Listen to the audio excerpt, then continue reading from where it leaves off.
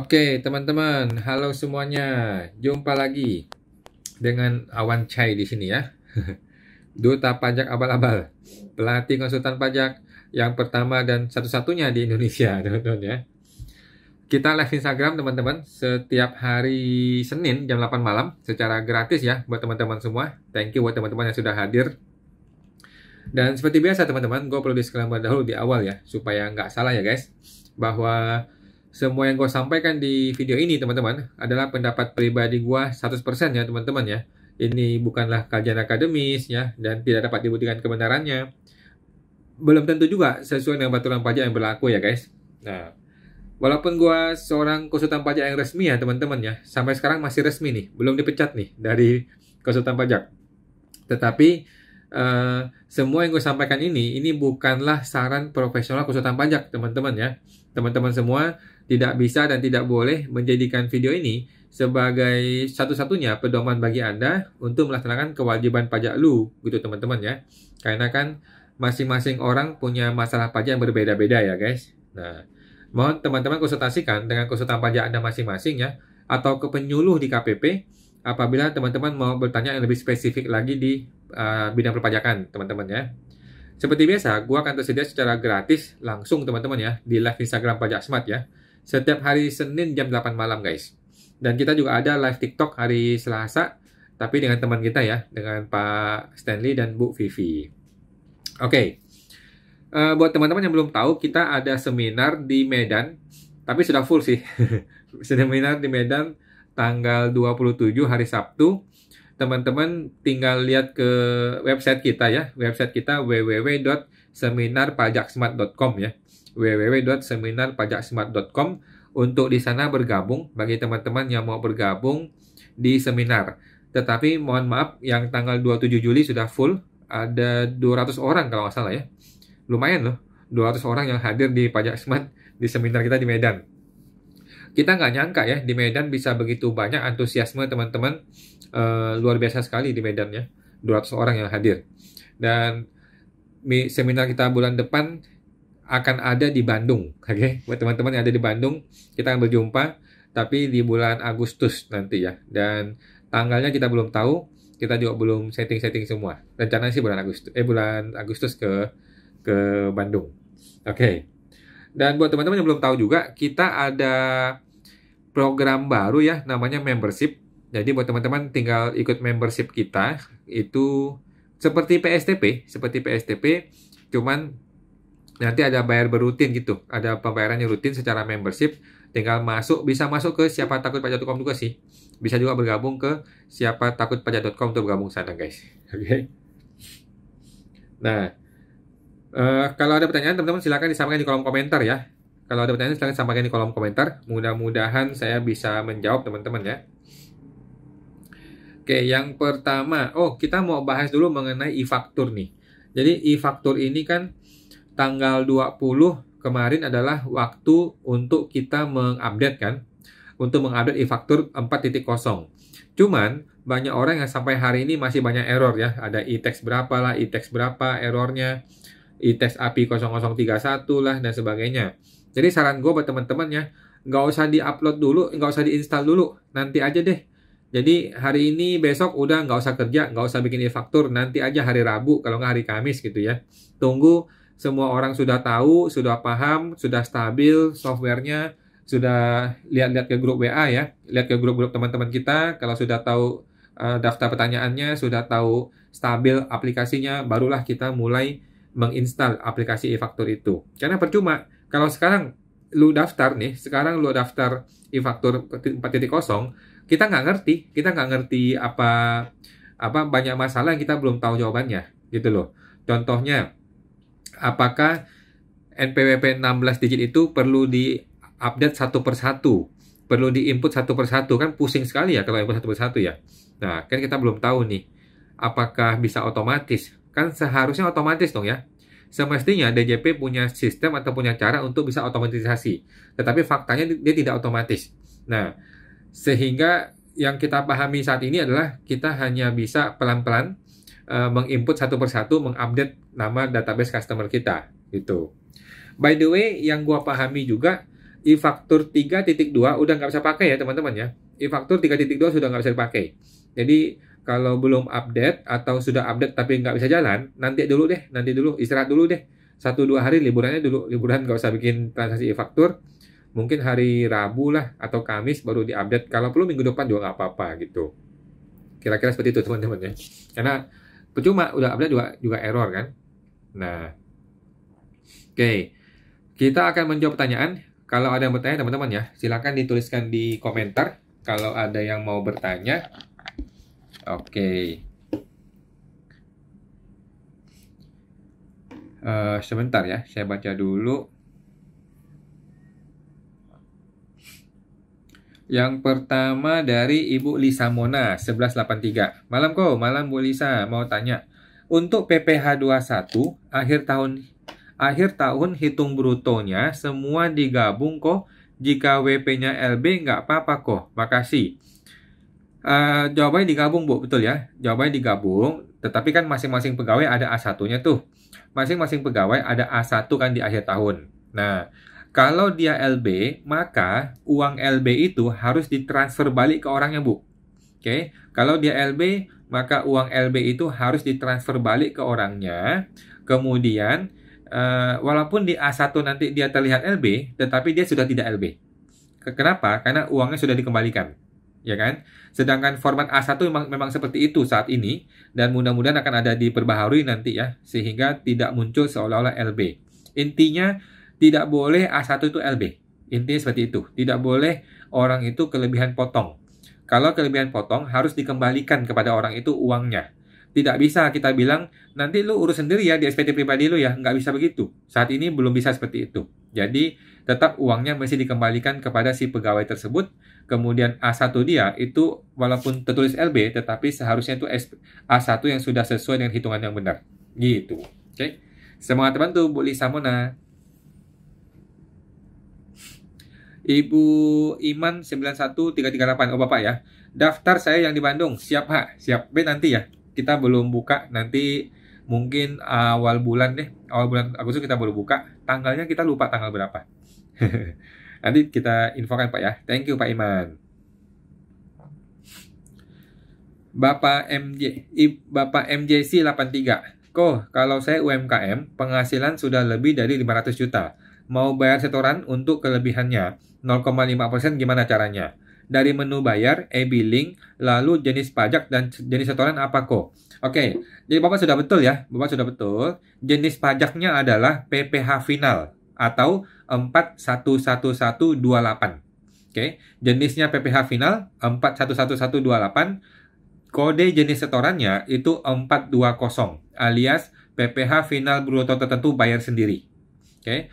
411128 strip 420 yaitu PPh final strip PPh final bruto tertentu bayar sendiri. Itu Pak. Oke.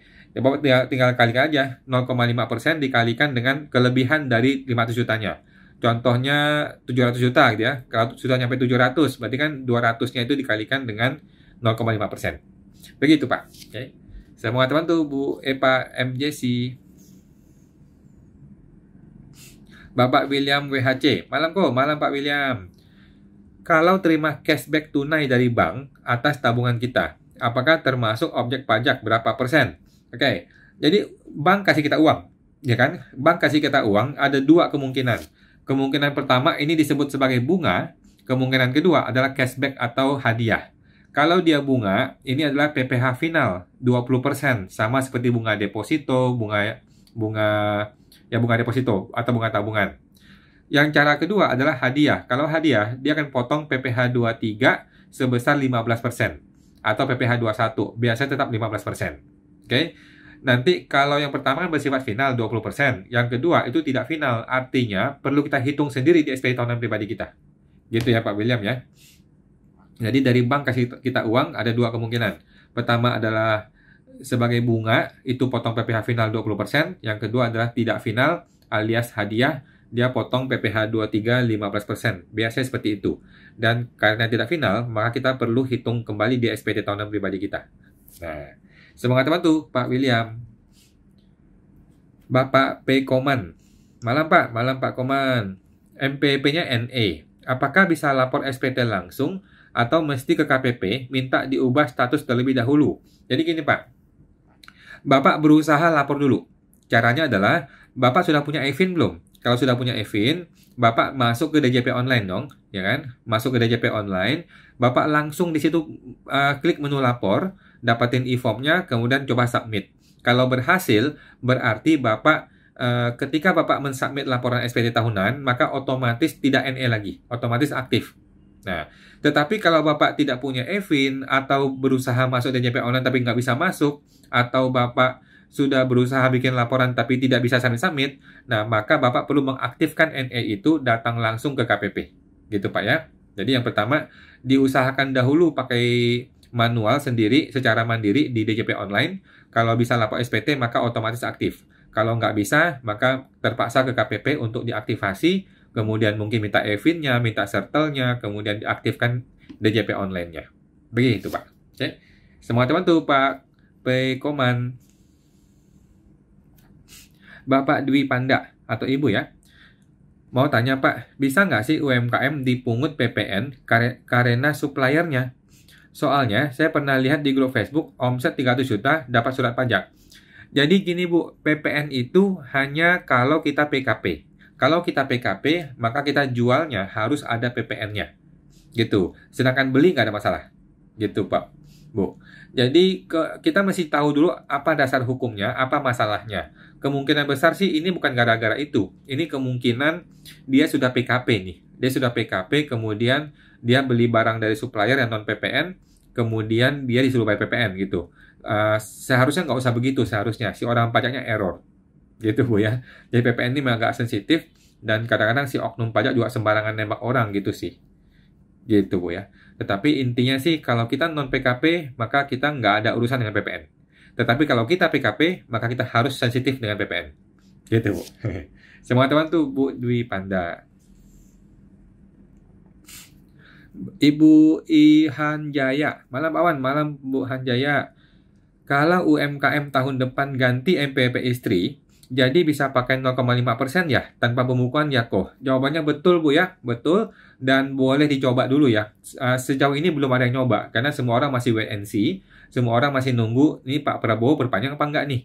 Kalau Pak Prabowo pasti nggak perpanjang, tidak perpanjang nih, barulah kita bikin skenario-skenario ini nih. Bikin MPP istri, atau MPP anak, atau bikin PTP, dan sebagainya. Tetapi, gue sih yakin ya, Pak Prabowo pakai perpanjang.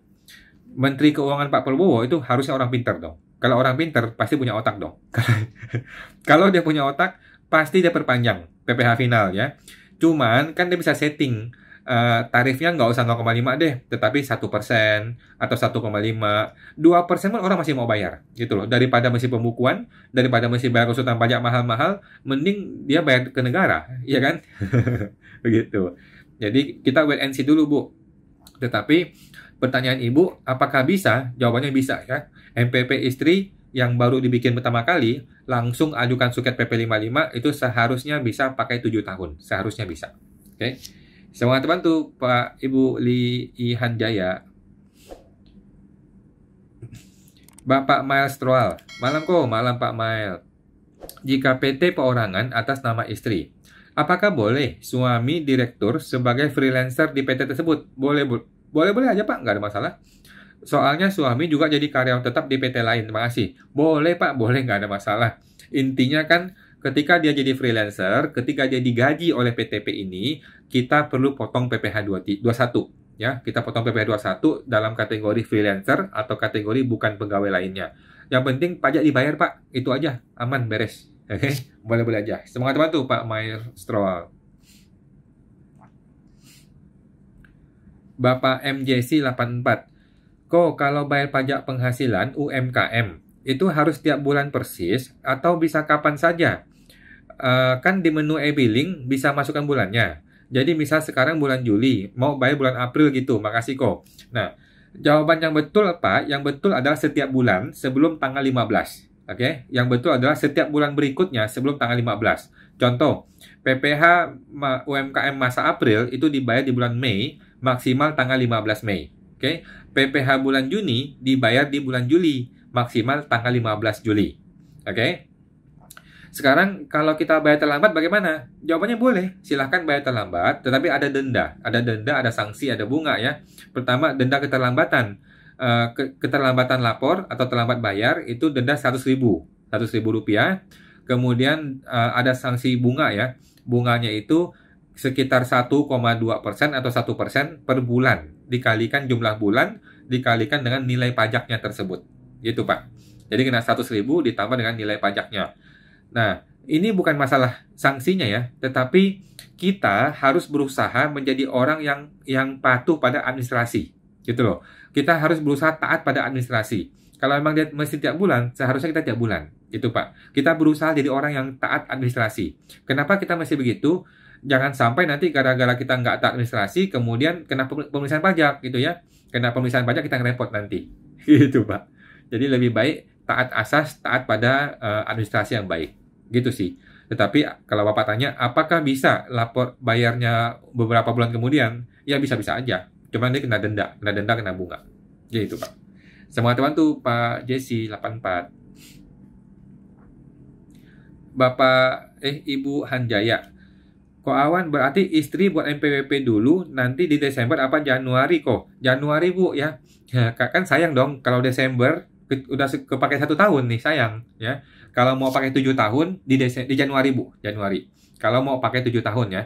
Karena kan kalau kita bikin di Desember, November udah kepakai 1 tahun, sayang dong, sayang sekali. Nah, mending Januari kita tunggu dulu Prabowo nih, Pak Prabowo dengan Menteri Keuangan bagaimana nih. Gue yakin diperpanjang Bu, saya yakin sekali diperpanjang ya. Cuma kita tunggu dulu mereka bagaimana. Kalau emang nggak diperpanjang ya Januari lah, baru kita ganti strategi. Gitu Bu. Semangat bantu Bu Hanjaya. Bapak Wilianaria Yoga. Misalkan dia resign di pertengahan tahun, kan sudah harus terbit A1-nya. Misalnya dia LB bagaimana kok? Apakah perusahaan harus transfer kelebihannya? Jawabannya iya, Pak. Kita kembalikan kelebihannya, kemudian nilai LB-nya itu kita perhitungkan dengan PPh 21 di bulan ini. Oke?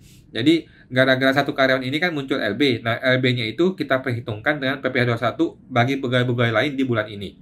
Gitu.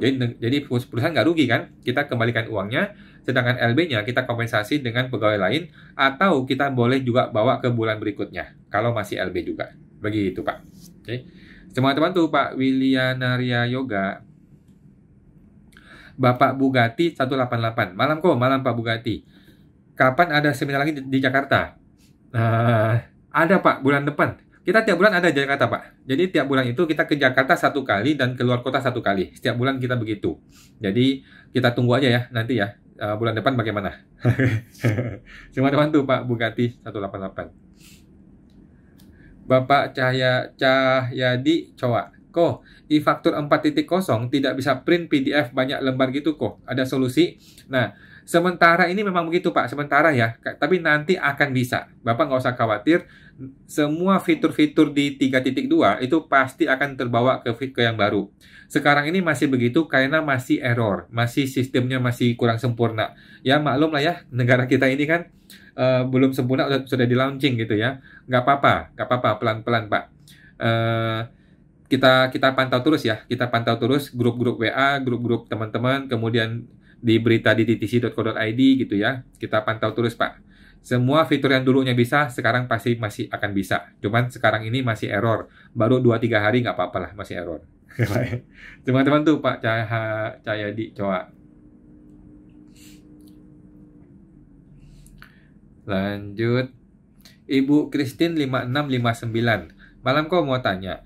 Apakah benar apabila istri gabung NPWP suami bisa cetak kartu NPWP yang ada nama suami dan istri ke KPP? Thank you kok. Jawabannya betul Bu. Jawabannya betul. Saya juga belum memahami itu dengan detail ya. Tetapi jawabannya sudah betul. Ibu boleh ke KPP. Boleh ke KPP nanti dibikinin tuh NPWP nama suami istri. Gitu Bu. Sepertinya itu bukan NPWP baru sih. Itu hanya hanya ini doang sih, hanya penegasan atau pengakuan terhadap istri gitu ya. Tetapi sepertinya nomornya masih sama. Itu NPWP keluarga kan kalau nggak salah namanya ya. Gitu. Jadi betul Bu, bisa ke KPP. Coba dites ke KPP ya, bagaimana teknisnya. Mungkin KPP juga belum terlalu banyak yang tahu ya, tetapi memang itu betul bisa. Oke. Semua teman tuh Bu Christine 5659. Bapak, Ibu Nobit, Pak, aplikasi e-faktur lagi error ya? Jawabannya, betul Bu, begitulah. Seluruh Indonesia lagi pusing sekarang hari ini ya. Tapi nggak apa-apa, memang begitu hari pertama ya. Ya tunggu aja deh Bu, kalau saya bilang sih 2-3 hari ini nggak usah transaksi e-faktur. Nanti di hari Rabu atau Kamis, ketika semua orang sudah tahu, error-error kita sudah tahu, bagaimana solusinya, barulah kita install. Sementara kita liburan dulu. Gitu Bu ya. E-faktur ya, maksudnya e-fakturnya. Teman-teman tuh Bu Nobit. Kemudian Bapak William WHC. Mau nanya lagi kok. Misal kita terima dividen Juli 2024. Mulai investasi Desember. Reinvestasi 3 tahun itu hitungannya gimana kok? Selesainya sampai berapa bulan berapa? Oke. Yang saya pahami Pak ya, 3 tahun sejak Desember. Oke. Jadi 3 tahun sejak Bapak menempatkan. 3 tahun kemudian. Nah, paling aman adalah Bapak bikin selama 4 tahun. Kalau Bapak bikin 4 tahun itu paling aman. Jadi kalau Bapak beli SBN nih, kan sekarang kan SBN itu kan ada yang 3 tahun atau 4 tahun atau 6 tahun gitu kan. Nah, pilihlah yang panjang, yang 4 tahun atau 6 tahun. Jadi Bapak udah pasti aman. Jadi jangan yang 3 tahun kemudian nanti mesti cair lagi repot. Oke. Sepemahaman saya gitu Pak. Sepemahaman saya adalah 3 tahun ya. 3 tahun sejak ditempatkan. Bukan sejak di Julinya. Sejak Bapak mulai menempatkan. Oke. Semua teman tuh Pak William WHC. Bapak Wira 0243. Kok, saya nggak mau lebih bayar. Apakah bisa prepaid 23 tidak saya akui semua? Jawabannya boleh Pak ya. Prepaid 23, prepaid 22, prepaid 25 ini adalah kredit pajak. Artinya, Bapak boleh mengkreditkan, Bapak juga boleh tidak mengkreditkan. Itu adalah haknya Bapak ya, haknya kita. Kita boleh pakai, kita boleh buang. Gitu Pak. Kalau Bapak mau buang, Bapak kan tinggal menjurnal ke beban PPh ya. Beban PPh kemudian dikoreksi fiskal. Selesai. Gitu Pak ya. Jadi tidak harus diakui semua. Karena banyak orang tidak mau LB kan. Saya juga nggak suka kalau gara-gara itu jadi LB kemudian pemeriksaan. Ngapain kan cari gara-gara. Gitu Pak ya. Nah, semua teman tuh Pak Wira. Bapak Ted di Sah. Malam kok, malam Pak Ted. Kalau kita sudah setor PPh final UMKM, apakah mesti lapor juga kah di SPT unifikasi?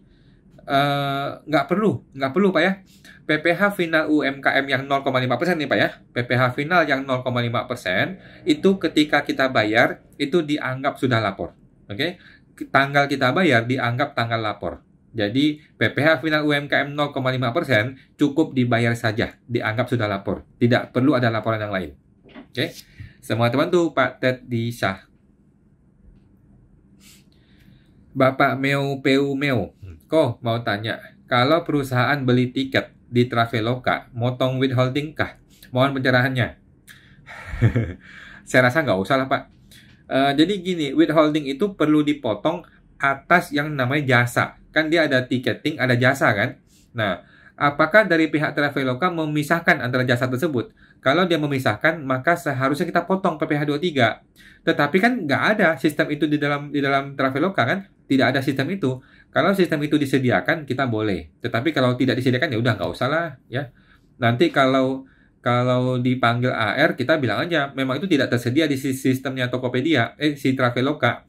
Lagi pula, setahu saya, perusahaan-perusahaan besar seperti Traveloka, mereka itu sudah punya SKB. Mereka punya SKB PPh 23. Artinya, mereka tidak dipotong, tetapi mereka itu menghitung sendiri di SPT pribadi, SPT tahunan badan mereka. Gitu. Jadi, tidak perlu pemotongan PPh 23 karena sudah ada SKB. Setahu saya begitu sih Pak. Lagi pula kita nggak bisa melakukan pemotongan. Gitu. Tetapi kalau Bapak menemukan cara supaya Bapak bisa memotong, ya sudah, Bapak potong. Hanya atas jasanya saja ya, jasa pengurusan Travelokanya. Oke. Semangat teman tuh Pak Peu Meo. Bapak Silinder 2011. Malam kawan, malam Pak Silinder. Mau tanya kok, apakah tarif 0,5% UMKM akan diperpanjang? Tergantung siapa menterinya, Pak ya. Kalau saya menteri keuangannya, hari pertama gue menjabat, gue perpanjang tuh. Selamanya, PPh final ya. Tetapi kita atur tarifnya. Ya 0,5 terlalu kecil, kita naikin 1%. Atau 1,5 atau 2% gitu kan. Gitu, Pak. Jadi tergantung siapa menterinya ya. Sampai sekarang kita belum pasti nih, diperpanjang atau enggak. Prabowo aja masih pusing, siapa menterinya. Mau banyak orang sikut-sikutan gitu kan. Kita tunggu, Pak ya. Kita tunggu ya. Semoga diperpanjang. Semoga diperpanjang. Nanti kita akan bikin ini, kita akan bikin apa tuh? Perkumpulan itu IWPI. Maksudnya IWPI mengajak supaya teman-teman kita rame-rame mengadakan apa sih istilahnya tuh? Supaya rame-rame di media sosial supaya kita bisa kampanyekan untuk diperpanjang ya. Nanti ya, mungkin bulan Agustus atau September. Teman-teman tuh Pak Silinder 2000. Bapak Ayi Krizal. Kok untuk usaha KBLI usaha dagangan tapi pekerjaannya jasa kontraktor. Boleh pakai tarif UMKM? Oke, mohon maaf nih Pak, kalau jasa kontraktor itu sudah ada undang-undang khusus, sudah ada PPh khusus, namanya PPh jasa konstruksi. Dia final juga, sama seperti UMKM final, tetapi beda tarif. Dia itu tidak 0,5 ya, tetapi ada 1,6 atau berapa gitu ya.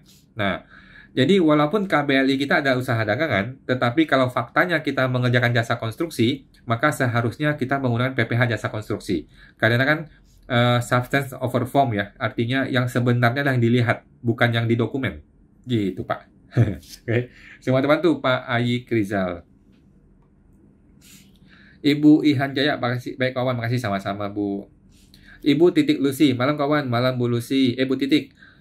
Misal WP tahun ini sampai bulan Juli, omsetnya di bawah 4,8 M dan belum PKP. Kemudian Agustusnya melewati 4,8 M dan langsung mengajukan PKP ya kok.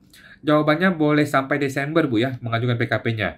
Jadi tidak harus di awal tahun untuk mengajukan atau di tengah-tengah untuk mengajukan PKP. Dia boleh nunggu maksimal bulan Desember, akhir Desember untuk mengajukan PKP. Gitu Bu. Jadi dia bisa rapi-rapi dulu, diberesin dulu, baru ya, Desember baru mengajukan PKP itu masih boleh, ya. Dan untuk pembayaran PPh final yang dia, kalau PPh final lanjut Bu ya. Kalau PPh final itu PPh final yang sudah dia bayar perlakuannya itu bagaimana? Nah, PPh final yang sudah dia bayar itu lanjut terus Bu sampai Desember. Oke, kenapa masih lanjut? Karena PPh final tidak boleh berubah jadi PPh umum di tengah tahun, nggak boleh. Atau PPh umum jadi PPh final nggak bisa. Jadi PPh finalnya tetap berlanjut sampai akhir Desember. Nanti ketika bulan Januari tahun depan barulah dia beralih ke PPh umum. Gitu Bu ya.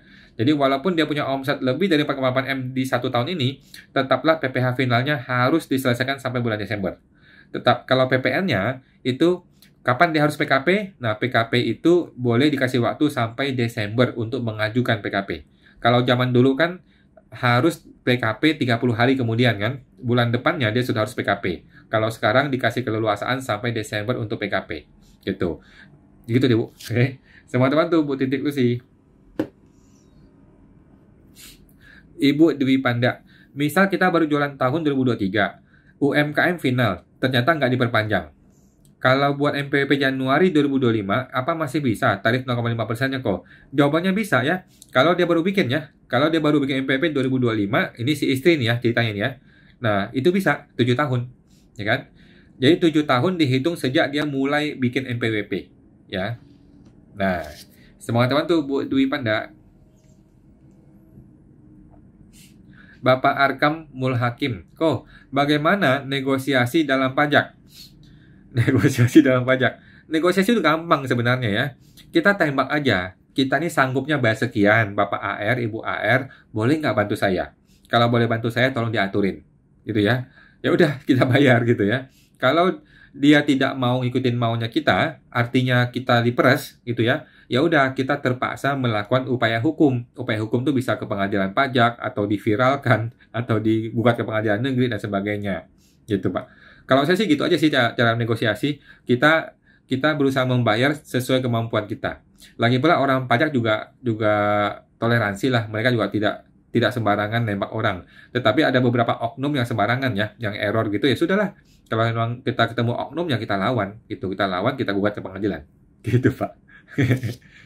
Semua teman tuh Pak Arkam.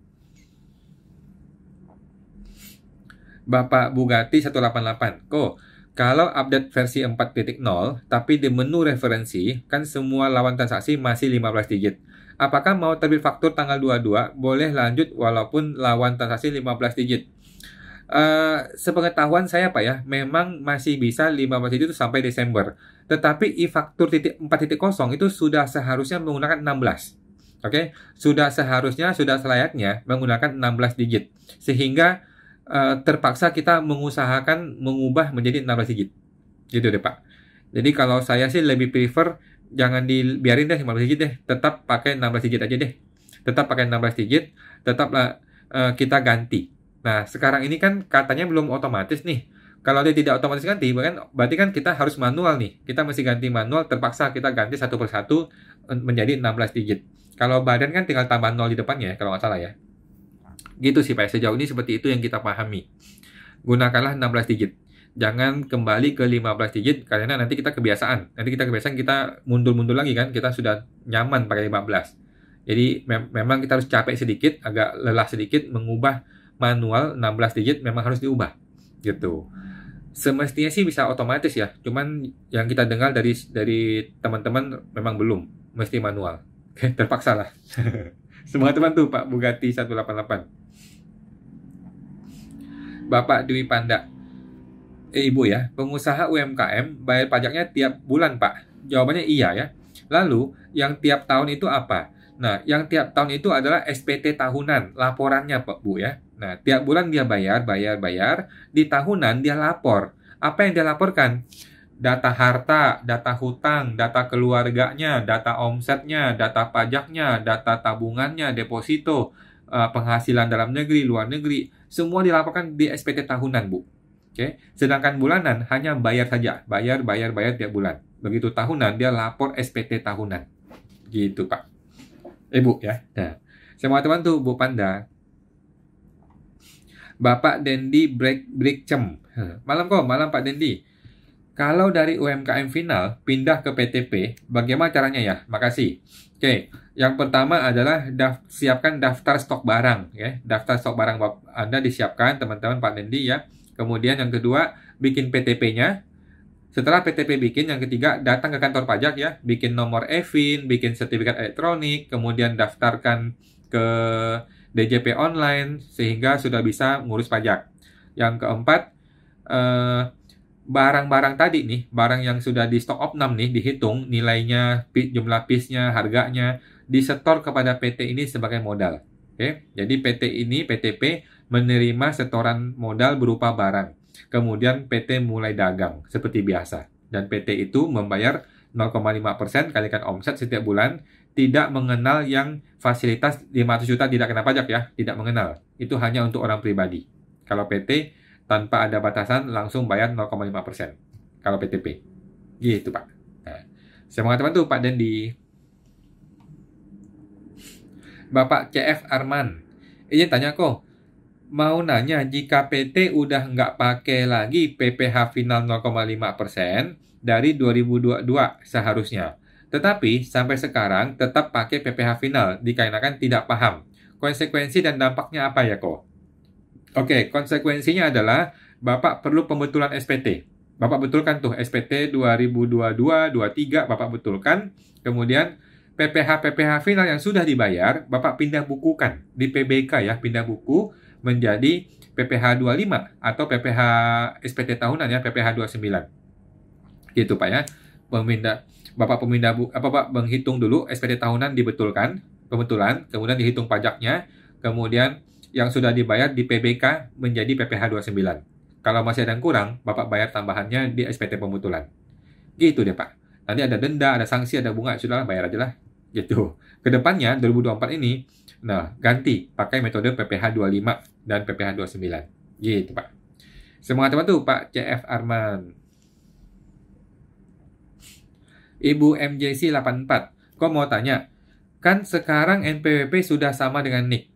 Kalau untuk suami atau istri, apakah perlu update satu persatu rekening, satu-satu per rekening tabungan atau saham, atau sudah otomatis berubah ya? Gimana Bu? Saya ulang ya. Kan sekarang NPWP sudah sama dengan NIK. Kalau untuk suami atau istri, apakah perlu diupdate satu-satu per rekening tabungan atau saham atau sudah otomatis berubah? Ini maksud Ibu dalam rangka apa nih, Bu? Dalam rangka SPD tahunan kah? Kalau dalam rangka SPD tahunan, masih manual, Bu ya. Masih input manual. Kita belum tahu sejauh mana otomatisasinya. Tetapi saya yakin DJP tidak akan intervensi ke dalam SPD tahunan kita. Rasa-rasanya sih enggak ya. DJP tidak akan mengupdate kita punya rekening ke SPD tahunan. Rasanya sih enggak. Gitu. Jadi tetap kita mesti mengupdate satu persatu rekening kita di SPD tahunan kita. Setahu saya begitu. Oke. Semangat bantu Bu Jessie 84. Bapak Hen. Kok kalau di kafe atau restoran itu cas PPN 11% dan service charge 2,5% itu diperbolehkan kok. Kafe dan resto. Setahu saya Pak ya, kafe dan resto itu adalah objek pajak daerah, bukan PPN. Kalau pajak daerah kan PHR tuh, pajak hotel restoran. Itu setahu saya 10% ya, 10%. Service charge juga dikenakan PHR 10%. Setahu saya begitu Pak. Dia bukan PPN ya. Kafe dan resto setahu saya bukan objek PPN, tetapi objek pajak daerah yang 10% pajak hotel restoran. Setahu saya begitu. Kalau Bapak mau paksain PPN, boleh apa enggak? Saya rasa enggak ya. Saya rasa jangan deh, lebih baik ke PPH pajak daerah, PHR. Oke. Semangat bantu Pak Hen. Ibu Chen Leni 2021. Malam Pak Wan, malam Bu Leni. Mau tanya, Mr. A adalah direktur PTB. Pemegang saham PTB salah satunya adalah XPTE Ltd. Mr. A termasuk salah satu pemegang saham PTX Ltd. Tapi Mr. A bukan pemegang saham PTB. Oke. Nah, jika A mendapatkan terpotong Bu, mohon maaf nih tadi. Mohon maaf terpotong ya. Terpotong boleh nih tadi pertanyaan terpotong chattingannya. Mr. A direkturnya PTB. PTB dimiliki oleh PTX ya kan di luar negeri. Kemudian Mr. A ini pemiliknya PTX gitu kan. Nah, tapi Mr. A ini bukan pemegang saham di Mr. B di PTB, dia direkturnya. Oke. Menurut saya nggak ada masalah Bu ya. Hal-hal seperti ini tidak ada masalah. Yang penting jangan dipakai untuk menghindari pajak. Gitu aja sih. Yang penting kalau ada pembagian dividen ya dibagi, kalau ada mesti ada sewa menyewa dibayar gitu ya. Intinya pajaknya dibayar gitu sih. Mekanisme seperti ini kan mekanisme bisnis sebenarnya ya, bukan masalah pajak ya. Ini masalah bisnis. Gak apa-apa sih sebenarnya menurut saya Bu. Oke. Semangat bantu Bu Chan Leni. Terpotong Ibu, mohon maaf pertanyaannya. Kemudian Ibu Irherma. Kapan ada seminar di Bandung? Rencana Agustus Bu ya. Rencana Agustus kita meluncur ke Bandung. Tetapi tanggalnya kita belum pastikan. Nanti ya Bu. Kita akan infokan segera. Karena kita masih fokus ke Medan nih. Kita ke Medan tanggal 27 hari Sabtu besok. Oke Bu. Kita ketemu ya Bu. Semangat bantu Bu Herma. Bapak Ibu Tio Mary, malam kawan, malam Bu Mary, mau tanya, kalau setelah tarif 0,5% habis, terus bikin CV, setelah 4 tahun kena tarif berapa kok? Saya ulang ya, kalau setelah 0,5% habis, terus bikin CV, setelah 4 tahun kena tarif berapa? Berarti kan maksud Bapak kan CV-nya ya Bu ya. CV ini setelah 4 tahun bagaimana? Nah setelah 4 tahun kan dia sudah tidak bisa pakai PPh final. Maka CV ini kembali menggunakan PPh badan. PPh badan yang pasal 17 ya. Yang tarifnya adalah 22%. Oke. PPh badan adalah 22% dikalikan dengan laba bersih CV. Oke. 22% kalikan dengan laba bersih CV. Itulah PPh badan. Gitu Bu. Ada pasal 31E, dia bisa dapat fasilitas yang 11%. Gitu sih. Intinya sih PPh badan itu 22%. CV badan, CV ya. Nah, semua teman-teman Bu Theo Mary. Bapak Budi IR. Pak, error e-tax 4005. Apakah solusinya hanya reset data e-faktur kliennya, Pak? Atau ada yang lain? Soalnya jika dilakukan bisa ada data yang kehapus. Oke. Sementara Bapak tunggu dulu ya Pak. Sementara tunggu dulu ya. Bapak coba cek-cek di Google, cek di grup-grup WA kita, grup-grup WA teman-teman, kemudian cek juga di grup-grup Telegram gitu ya. Kita menunggu informasi-informasi dari teman-teman di pajak bagaimana solusinya Pak. Oke, sementara ini 1-2 hari ini Bapak tidak usah transaksi e-faktur, tidak usah bikin faktur, nggak usah terima faktur, nggak usah ngapa-ngapain. Itu sementara seperti itu Pak, sambil memantau teman-teman yang lain di grup-grup bagaimana mereka. Gitu sih Pak, sementara ya. Karena sekarang ini masih nggak jelas, masih serba tidak jelas ya. Oke, teman-teman tuh Pak Budi. Biasalah negara kita ini. Bapak Meo Peo Meo, kok izin bertanya lagi. Kalau misalkan saya punya karyawan tetap, tapi gajinya di bawah PTKP, tetap dilaporkankah? Jawabannya tetap ya, tetap dibikinkan bukti potong, tetap dilapor setiap bulan. Oke, dilapornya gimana? Mesti rekamkah? Betul Bu ya, Ibu mesti rekam bukti potong setiap bulan, walaupun gaji di bawah PTKP. Jadi Ibu tinggal rekam nih bukti potongnya di bulan sekian, gaji sekian, PPh-nya 0 ya, PPh 0, cetak bukti potongnya sudah, kemudian dilapor gitu Bu. Setiap bulan seperti itu ya. Nah, kenapa mesti begitu? Kan kita bertanya kan, kenapa mesti begitu? Karena orang pajak mau tahu gaji pegawainya berapa, siapa-siapa saja, dan mereka ini beli barang apa aja nanti. Karena kan walaupun gaji pegawai di bawah PTKP, siapa tahu dia nanti pakai buat beli motor, beli apa, kan kita nggak tahu kan. Nah, negara mau tahu, karena negara pengen menelusuri. Ini barang duitnya lari kemana aja, dan apakah sudah ada pemotongan pajak yang benar. Gitu sih. Negara emang kepo ya, memang seperti itu seharusnya. Coba bantu Bu Meo Peo Meo. Ibu Lydia Setiawan, kok kalau dalam satu toko ada 2 CV dan 1 PTP, bisa tidak? Jawabannya bisa, Bu. Jawaban saya adalah bisa, tetapi kita ini harus disiplin. Kalau ada 3 badan usaha, maka harus ada 3 rekening bank. Harus ada 3, kalau bisa ada 3 etalase toko. Kan barangnya mesti dipisahin dong. Barang CVA, barang CVB, barang PTP. Harus dipisahkan. Gitu, jangan campur aduk. Ya, harus dipisahkan. Kemudian ada sistem akuntingnya juga ada 3 ya. Kalau database-nya pakai database-nya 3. Kemudian sumber pembeliannya ada 3 juga. Sumber penjualnya ada 3 juga. Intinya kalau memang 3 betul-betul dibikin 3 ya. Jangan barang digabung, jangan pembelian digabung, jangan penjualan digabung, jangan dipisah. Nah, kalau tidak bisa begitu caranya, maka pakai 1 PTP aja deh digedein gitu. Kalau mau begitu, maka mesti dipisah. Gitu ya. Nah, teman-teman tuh Bu Lydia Setiawan. Ibu Riana Chuang, kok boleh tidak pengusaha UMKM bayar PPh finalnya per tahun pada saat lapor SPT tahunan pribadi? Jawabannya tidak bisa ya, mohon maaf teman-teman. Kalau kita pengusaha UMKM, kita mesti bayar PPh itu setiap bulan. 0,5% kalikan omset bulan lalu, setiap bulan kita bayar. Jangan nunggu tahunan. Kenapa begitu? Karena pegawai negeri dibayar setiap bulan, ya kan? Gaji pegawai negeri kan tiap bulan kan? Nggak tiap tahun dia digaji ya. Pegawai negeri digaji tiap bulan. Akibatnya kita bayar pajak mesti setiap bulan. Ya dong, jangan nunggu tahunan. Gitu ya. Oke. Teman-teman tuh Bu Riana Chuang. Bapak CF Arman, makasih kawan atas penjelasannya. Sama-sama Pak, semoga terbantu. Ibu Febri Damayanti, Pak, misal dalam 1 tahun saya cuma melakukan 1 transaksi penjualan, nominalnya 100 juta. Tetapi belum dibayar sama pembelinya, alias dia ngutang. Saya bayar PPh atas penjualan itu atau tidak? Soalnya kan terpotong. Bu. Oke, terpotong ya. Jadi gini Bu Febri ya. Menurut aturan, Ibu sudah harus bayar. Kenapa? Karena Ibu sudah mengakui ada penjualan. Ya, ketika Ibu mengakui penjualan, maka Ibu sudah harus membayar PPh-nya. Gitu. Sekarang kalau dia nggak bayar dan Ibu ragu-ragu nih, dia bayar gua apa enggak ya? Ya udah, Ibu tidak usah bikin invoice, nggak usah bikin bukti penjualan. Nanti ketika dia betul-betul bayar, barulah Ibu akui penjualan. Begitu Pak, terpaksa Bu. Kalau Ibu mau hemat ya, dan Ibu mungkin khawatir dia nggak bayar kan?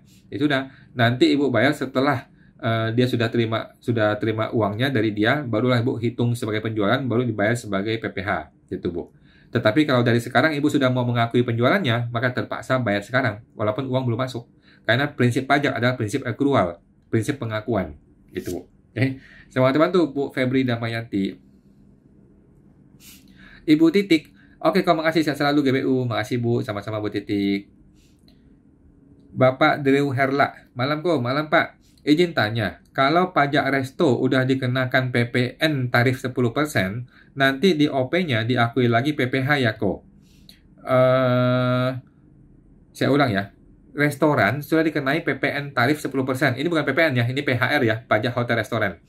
Nanti di OP-nya diakui lagi PPH ya kok? PPH diakui Pak ya, diakui ya. Dia mesti bayar 0,5% kalikan dengan omset. Oke?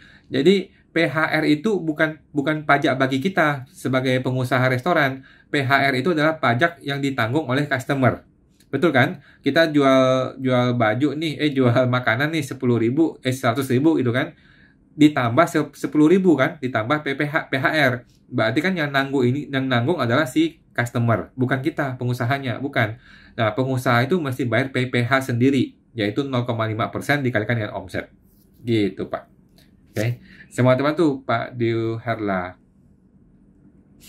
Bapak Diu Herla, yang diakui orang pribadi, apakah omset setelah dikurangi PPN 10% ya? Jawabannya betul. Betul Pak ya. Jadi total penerimaan uang kurangi dengan PPH yang dibayar itu, itulah omset. Oke, itulah DPP ya. Jadi kita mesti memisahkan antara omset dengan pajak. Itu dipisahkan. Omsetnya itu 100%, pajaknya itu 10%. Jadi total penerimaan uang adalah 110%. Kalau PHR ya. Nah, semua teman tuh Pak Drew Herla. Bapak Batman 3561676. Aset saya 2 miliar dan 2 rumah. NPWP saya NE. Apakah wajib lapor SPT? Jawabannya iya wajib ya. Dan apakah kena pajak kalau lapor aset? Nah, jadi gini, kalau uang sudah sebesar itu Bu ya, sudah sebesar itu Pak, maka sudah selayaknya Bapak aktifkan NPWP-nya. Oke, NPWP NE itu hanya untuk orang yang tidak punya harta dan tidak punya penghasilan. Kalau orang punya harta atau punya penghasilan, maka sudah selayaknya dia aktifkan NPWP-nya, kemudian dia laporkan. Nah, sekarang mengenai pajak. Apakah harta 2M dan 2 rumah kena pajak? Jawabannya adalah yang kena pajak bukan harta. Yang kena pajak adalah penghasilannya. Nah, pertanyaannya, Bapak bisa dapat 2M dari mana? Dari dagang kah? Dari jasa kah? Dari bekerja di kantor kah? Atau bagaimana? Nah, itulah objek yang kena pajak, Pak. Nah, jadi Bapak tinggal lapor SPT. Pertama, aktifkan dulu NE-nya, diaktifkan NPWP-nya, kemudian lapor SPT. Lapor SPT mundur, Pak. Mundur. 2023, 22, 21, 20, dilaporkan mundur, sampai Bapak bisa mendapatkan penghasilan yang benar untuk dapetin uang ini. Oke, kalau Bapak dagangnya berapa omsetnya, gitu. Kalau Bapak kerja, ada bukti potongnya nggak? Kalau Bapak pekerja bebas, kayak agen asuransi gitu, ada bukti potongnya nggak, gitu.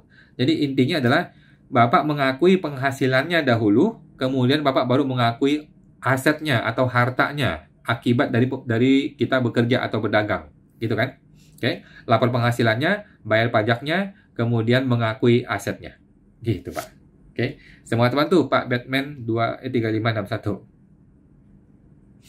Bapak Maca Latte, kok apakah boleh terbitkan faktur pajak customer pakai NIK di mana customer tersebut tidak punya NPWP? Jawabannya boleh dan wajib Pak ya. Memang seharusnya begitu. Jadi kalau kita buka faktur pajak, orang itu tidak punya NPWP, maka wajib minta KTP, nomor NIK, itu wajib. Gitu Pak ya. Kalau tidak ada nomor NIK, tidak ada KTP, maka kita yang disuruh kena denda nanti. Kita yang kena denda 1% dari DPP. Gitu sih Pak. Oke.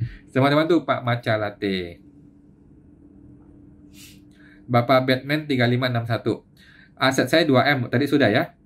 Nah, pertanyaannya adalah aset 2M saya masukin di obligasi negara. Saya hanya dapat penghasilan dari bunga tersebut.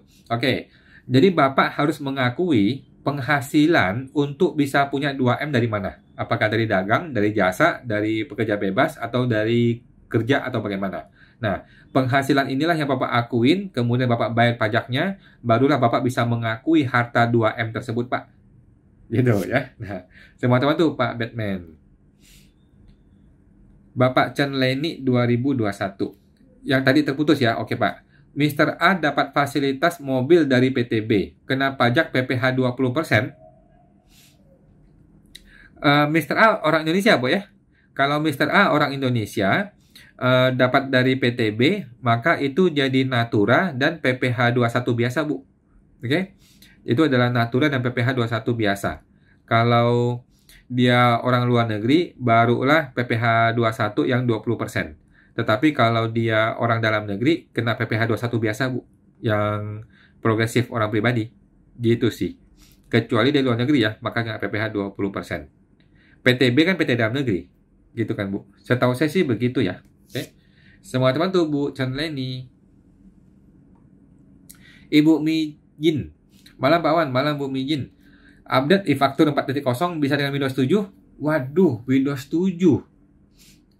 Saya nggak yakin, Bu. Kayaknya Windows 10 deh, minimal deh. Minimal Windows 10 deh. Kalau perlu Windows 11, Bu. Lebih baik Windows 11 aja deh, ya. Resiko, Bu, kalau Windows yang sudah lama-lama begitu, takutnya malah nggak bisa. Takutnya tengah jalan malah error, Bu. Mending Windows 11 deh. Kalau bisa ya, Bu, di-update ke Windows 11. Tapi kalau Ibu mau coba boleh, mau coba-coba ya. Yang penting database-nya di backup dulu. Gitu sih, Bu ya. Nah, teman-teman tuh Bu Mijin. Ibu Selvia Chip, kok mau aktifkan kembali NPWP yang sudah NE, gimana caranya? Perlu apa saja? Yang pertama adalah kalau Ibu masih bisa masuk ke DJP online, maka Ibu bikin laporan SPT tahunan. Sekali Ibu lapor, maka langsung aktif. Oke. Yang kedua, kalau Ibu sudah tidak bisa mengakses DJP online, maka Ibu tinggal datang ke kantor pajak, isi formulir aktivasi NE, maka langsung diaktifkan. Oke, perlu apa aja? Paling perlu fotokopi KTP, fotokopi NPWP, udah. KTP, NPWP, Ibu datang sendiri, tinggal tanda tangan formulir, diaktifkan langsung. Gitu sih, Bu. Oke. Semua teman tuh Bu Selvia. Ibu Linasari Yusnita, kok mau tanya, PTA bidang usahanya jual barang, dan PTA juga ada investasi di perusahaan lain. Jika investasinya rugi, apakah rugi investasi tersebut bisa di-cross dengan laba penjualan barangnya? Jawabannya bisa ya. Jawabannya bisa. Laba kerugian dari investasi kan dibebankan kemudian mengurangi laba gitu ya. Jawabannya bisa, Bu. Tetapi Ibu coba cek lagi di aturan pajak di Google ya. Coba cek di Google bagaimana hitung-hitungannya. Kalau nggak salah ini ada hitung-hitungannya deh. Ada berapa persentase-persentase gitu deh. Ada perhitungannya. Tidak serta-merta bisa langsung dikurangin begitu deh. Ada perhitungan persentasenya, perbandingan antara omsetnya dengan investasinya kalau nggak salah ya. Coba dicek lagi, Bu ya. Supaya nggak salah. Gitu. Tapi setahu saya memang bisa di-cross kok. Oke. Semua teman tuh Bu Lina Sari. Ibu Mijin, Pak Awan, kenapa bisa ada bookper di satu PT? Jawabannya adalah mungkin ada indikator, ada indikasi ya, ada IDLP, informasi, data, laporan, atau pengaduan, yang mana dari data tersebut diduga atau dicurigai ada transaksi yang tidak sebenarnya atau melanggar hukum. Gitu deh, Bu. Jadi kita lawan aja, hadapin aja, Bu. Hadapin aja, kalau memang saya salah, saya minta maaf. Dan kita bayar pajaknya. Gitu sih. Oke, nah. Semua teman tuh, Bu Mijin. Ibu Dwi Panda. Misal UMKM pribadinya sudah habis. Bisa nggak kok bikin CV atau PT baru? Terus tak pakai tarif UMKM. Misal UMKM pribadinya habis. Bisa nggak bikin CV atau PT baru terus pakai tarif UMKM? Jawabannya bisa ya, bisa banget ya. Satu orang maksimal boleh punya berapa badan usaha. Tidak terbatas, Pak. Tidak terbatas ya. Satu orang mau punya 10 CV juga boleh, 10 PT juga boleh. Tetapi kalau PTP, PT perorangan, itu dalam 12 bulan hanya boleh punya 1 PTP. Gitu. Sedangkan kalau PT biasa mah bebas. Nah, semua teman tuh Bu Dwi Panda. Bapak Matcha Latte.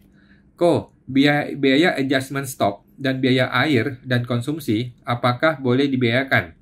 Setahu saya bisa ya. Apakah ada syarat tertentu biaya tersebut diakui? Air konsumsi itu udah pasti boleh ya. Air konsumsi itu pasti boleh. Yang penting untuk semua karyawan dong, ya kan? Sekarang adjustment stock. Adjustment stock ini kalau nilai kecil sih nggak apa-apa lah, hajar aja. Tetapi kalau nilainya besar, mungkin perlu dibikin berita acaranya. Kemudian kalau ada barang hilang, perlu laporan kepolisian gitu ya, supaya jelas dulu gitu. Supaya ada bukti dokumen pendukung. Gitu sih. Tapi kalau nilai-nilai kecil nggak apa-apa lah. Nah, semua teman tuh Pak Matcha Latte. Ibu Tio Mary, makasih kok sama-sama. Bapak Wendy Tarus, kok pertanyaan saya ke skip. Oh, mohon maaf Pak ya. Boleh diketik lagi Pak. Mohon maaf. Ini nggak muncul sih tadi. Mungkin gara-gara sinyal deh. Begitu sinyalnya saya hilang sebentar, kelewat gitu Pak. Mohon maaf Pak Wendy ya. Coba ketik lagi Pak. Mohon maaf ya. Oke. Bapak Drew Herla, thank you kok. Sama-sama. Bapak Batman. Makasih kok. Pencerahannya sangat baik. Semoga kok sehat-sehat selalu. Terima kasih Pak Batman. Sehat-sehat selalu Bapak dan teman-teman semua. Bapak Irawan Aldian. Ko, izin tanya, bisakah kita menggunakan pasal 31E jika kita memperoleh penghasilan dari usaha 43M, bukan objek pajaknya 2,5M, dan objek pajak final 6M? 678 nggak bisa Pak, nggak bisa, karena definisi dari 50M itu adalah total keseluruhan pendapatan. Memang begitu Pak, sepemahaman saya begitu ya. Definisi dari penghasilan adalah seluruh omset yang final, ditambah yang bukan final, ditambah yang penghasilan lain-lain yang bukan objek pajak juga dihitung. Begitu sih Pak. Sepemahaman saya begitu. Lagi pula kalau sudah sebesar ini, sudah nggak pengaruh lah ya. 4,9M, apa sih artinya? Cuman 10%, nggak pengaruh lah. Tidak signifikan nilai PPh-nya Pak. Jadi ya sudahlah. Sepertinya memang nggak bisa. Karena definisi dari penghasilan itu seluruh penghasilan. Oke, semua teman tuh Pak Irawan. Sepemahaman saya gitu Pak ya, boleh cek lagi Pak ya, takut salah. Bapak Arkam Mulhakim, kok apakah bisa PT yang bergerak di konstruksi bisa pakai tarif final 0,5%? Nggak bisa deh Pak, kalau dia jasa konstruksi, dia tidak bisa 0,5%. Walaupun dia punya KLU-nya mungkin pedagang baju atau KLU yang lain gitu ya. Memang sebaiknya ikuti kondisi sebenarnya. Kalau sebenarnya dia konstruksi ya sudah, maka dia menjadi jasa konstruksi menggunakan PPh final juga sama final, cuman jenisnya jasa konstruksi. Memang seharusnya begitu Pak. Semua teman tuh Pak Arkam. Bapak Roy Hati, Ibu ya. Jika ada pembeli tapi tidak mau memberikan NIK, gimana kok? Kita gunggung boleh kok? Jadi gini, kalau dia end user, dia adalah pemakai akhir, maka kita boleh menggunggung. Kalau dia bukan end user, alias dia itu distributor, maka kita tidak boleh menggunggung. Nah, sekarang gimana kejadiannya kalau dia distributor tetapi tidak mau kasih NIK, tidak mau kasih NPWP? Maka terpaksa kita gunggung. Ya dong, kan kita kan nggak mungkin tidak menjual. Kita harus menjual, kita menggunggung. Akibatnya apa? Akibatnya kita kita kena denda 1% nanti ketika pemeriksaan. Oke? Kita kena denda 1% kali DPP. Jadi PPN yang harusnya 11%, kita malah kena 12%. Gitu, karena ada 1% itu kena ke kita. Solusi gimana? Solusi kenakan ke pembeli. Ya, kasih tahu pembeli, kalau lu tidak mau kasih nomor NIK, maka gua tambahin 1% nilai harga barangnya. Gitu. Kalau dia bersedia, ya sudah, kita gunggung, kemudian kita siap kena denda 1%. Terpaksa. Oke. Semua teman tuh, Pak Roy Hati. Ibu Roy Hati. Ibu Siwi BDG, Bandung ya. Kalau surat pernyataan hibah untuk anak, apakah free format dan pakai materai? Jawabannya free format, Bu. Bebas aja ya. Mau seperti gimana, intinya barangnya jelas, nilainya berapa, pihak pertama siapa, pihak kedua siapa, tanggal berapa, diberikan ya sudah. Gitu aja ya. Apakah materai? Jawabannya iya, kasih materai ya. Nah, apakah perlu ke notaris? Tidak wajib. Mau ke notaris boleh, tidak ke notaris juga tidak apa-apa. Itu, Bu ya. Jadi bebas aja dipakai. Nanti disimpan di foto supaya ada arsip di komputer Ibu. Oke. Semua terbantu, Bu Siwi, Bandung. Bapak Batman 35. Cuma Koko ini, ketika kita bertanya, dia kasih arahan yang sangat baik. Beda banget dengan sebelah yang suka nakut-nakutin kita. Oh, terima kasih Pak. Terima kasih Pak Batman. Oke. Bapak Dendi Blackchem. Kalau PKP terima faktur pajak dari supplier, lalu jualnya kepada customer eceran, tidak mungkin pakai faktur pajak. Bagaimana caranya ya? Terima kasih. Oke, kalau dia eceran, kemudian dia adalah pembeli yang end user, yang pemakai akhir, alias dia beli barang untuk dia pakai langsung, maka kita tidak usah buka faktur, tetapi kita gunggung. Oke, kita tinggal masukkan selama 1 bulan berapa nilai penjualannya, kita masukin ke kolom gunggungan. Oke, kita masukin ke kolom gunggungan, kemudian kita bayar PPN-nya, ya sudah. Nah, kalau suatu hari terbukti bahwa dia bukan end user, maka kita kena denda 1% dari nilai DPP. Gitu sih, Pak. Jadi digunggung aja deh, kalau memang dia eceran, Tunggu aja, Pak. Semua terbantu, Pak Dendi. Ibu Mijin, Pak Awan, pajak bunga deposito apakah harus dikoreksi fiskal? Jawabannya iya ya. Pajak bunga deposito kan berarti beban ya, beban lain-lain kan, beban di luar usaha kan, beban pajak bunga deposito. Itu adalah koreksi fiskal. Setahu saya begitu ya. Kenapa koreksi fiskal? Karena dia sudah bersifat final. Jadi penghasilan depositonya dikoreksi fiskal negatif, pajak bunga deposito juga dikoreksi fiskal tapi positif. Gitu, Bu. Oke. Semua terbantu, Bu Mijin. Bapak Wendy Tarus. Malam Pak Wendy. Kalau PT RUPS dividen November 2023 membayar dividennya bulan Desember untuk tahun buku 2022. Oh, jadi di SPD tahunan lampiran 5 masuknya di tahun 2022 atau 2023 kok. Oke. Menurut saya 2023, Pak, ikuti RUPS. Oke. Ikuti RUPS. Kalau RUPS-nya di 2023, walaupun ini untuk laporan laba rugi 2022, tetapi kan ini RUPS 2023, maka ini adalah dividennya 2023 sesuai dengan tanggal RUPS. Setahu saya begitu, Pak. Oke, semua teman-teman, Pak Wendy. Oke, teman-teman, itu sudah jam 9 lewat ya, teman-teman ya. Kita akan tampung dulu yang belum terjawab, akan gua jawab di YouTube ya, di video YouTube. Segera subscribe Pajak Smart ya. Jadi mohon maaf kalau sudah lewat jam 9, kita tampung dulu ya, teman-teman ya. Kita jawab di video YouTube Pajak Smart. Kita mulai dari Bapak Bugatti 188. Oke. Mohon maaf ya, Pak ya. Nanti kita jawab di YouTube ya. Kemudian, sudah selesai ya, teman-teman ya. Sudah selesai. Nanti kita akan bikin video YouTube untuk menjawab yang belum terjawab ya. Ada beberapa lagi belum terjawab di 2 minggu yang lalu. Oke, teman-teman. Makasih semua, teman-teman ya. Semoga terbantu semua. Selamat malam semuanya. Ada Bu Anita juga. Akan kita simpan dulu ya. Mohon maaf ya, belum terjawab. Kita simpan. Kita akan jawab di video YouTube. Oke. Sampai jumpa, teman-teman semua. Terima kasih semua. Terima kasih. Mari.